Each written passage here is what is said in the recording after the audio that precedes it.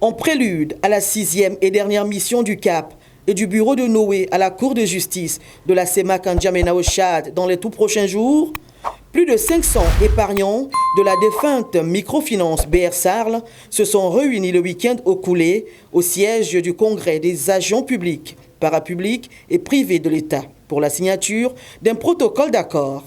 Ce dossier qui dure depuis 5 ans pourrait connaître son épilogue avec l'ordonnance demandant à l'État gabonais de payer. Depuis près de 5 ans aujourd'hui, le bureau de Noé nous avait confié le dossier en ce qui concerne l'instruction et la défense. Et nous avons répondu présent devant la Cour de justice de la CEMAC pendant un peu plus de 5 audiences. À la 6e audience, qui se tiendra dans quelques jours, nous avons estimé, et sur recommandation de la Cour, de signer un protocole d'accord qui devra guider aussi nos actions entre la Cour, les avocats, le conseil juridique, le CAP et, j'ai envie de dire, les épargnants eux-mêmes.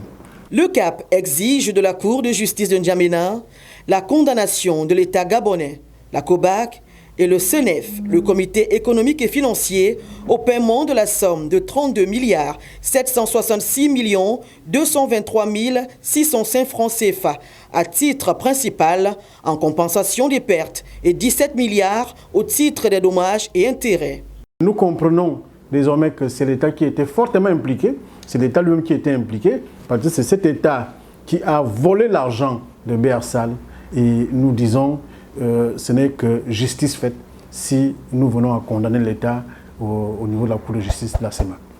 Rappelons qu'un exemplaire de ce protocole d'accord sera remis à Brice Clotaire Oligingema, le président de la transition, qui pourra instruire le paiement effectif des sommes dues selon Emmanuel Mvemba.